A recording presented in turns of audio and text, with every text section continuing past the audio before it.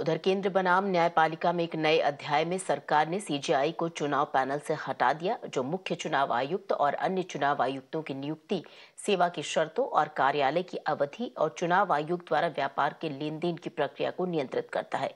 केंद्रीय कानून एवं न्याय मंत्री अर्जुन राम मेघवाल ने राज्यसभा में मुख्य चुनाव आयुक्त नियुक्ति विधेयक पेश किया।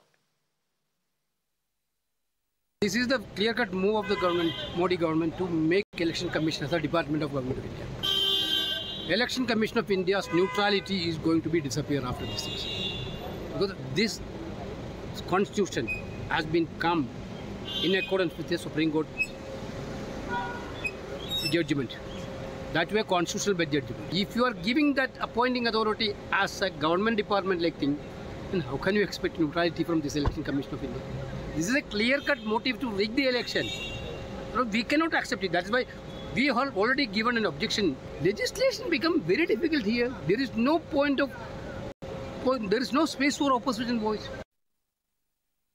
प्रजातंत्र के इतिहास में संसद में आज एक काला दिवस था। चुनाव आयोग हिंदुस्तान में प्रजातांत्रिक और निष्पक्ष चुनाव करवाने वाली आखिरी इंडिपेंडेंट संस्था है। मोदी जी उसे भी मोदी इलेक्शन कमीशन बनाना चाहते हैं। शोरगुल में इसलिए पेश किया गया ताकि विपक्ष की और देश की आवाज ना सुनी जा सके। I haven't had a chance to look at the bill, but certainly it does seem to be rather unusual. We will have to see in what form we take it up and whether we object, because the fact is that the Chief Justice, his participation in the exercise is part of what guarantees the independence of the selection process. Here in this very devious bill, what they've done is they've sought to replace the Chief Justice with a cabinet member chosen from the Union Cabinet.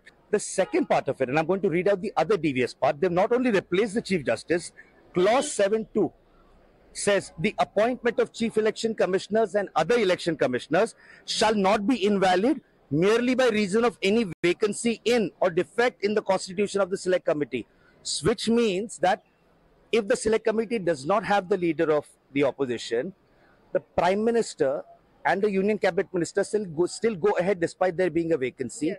If there is a defect, the appointment cannot be overruled. So what's the point of a selection committee when you say that any defect in the selection committee or any vacancy will not stop the appointment of the Chief Election Commissioner? It looks very ridiculous because the highest body or thinking mind, let me say objectively, Supreme Court is one which judiciously thinks of matters. It has suggested to you one thing, and it has suggested you such an independent body of 3 people, and you remove CJI out of it and put a cabinet minister nominated by the Prime Minister. That means the 3-member panel will have 2 people from the government and 1 from the other. Then why you have the election commission at all? Let one of the cabinet ministers be the chairman. Their intention is to nullify the judgment of the Supreme Court. The Supreme Court has given certain yardsticks as to how the Chief Election Commissioner has to be appointed. And while holding these elections, the neutrality is expected from the Chief Election Commissioner. He can't be an agent or a person nominated by the central government. That is the pith and substance of the entire issue. The appointment will be made by the 3-member committee consisting of the Prime Minister and the leader of opposition and one more minister from their side. So therefore, the leader of opposition is reduced to nothing. The public opinion is in favor of having independent election commissioner. Nation wants it, that there should be independent election commissioner. Otherwise, there will be manipulations in elections. So elections should be free and fair. Keeping that in mind, Supreme Court had also said earlier. Now they are bringing a bill to negate that Supreme Court decision. Against the wishes of the people, that bill is being forced, that too in din. When there is lots of hangama in Parliament, then also they are bringing this bill. They introduced it amidst lots of pandemonium, which is wrong, completely wrong, against the democratic values in parliamentary practices.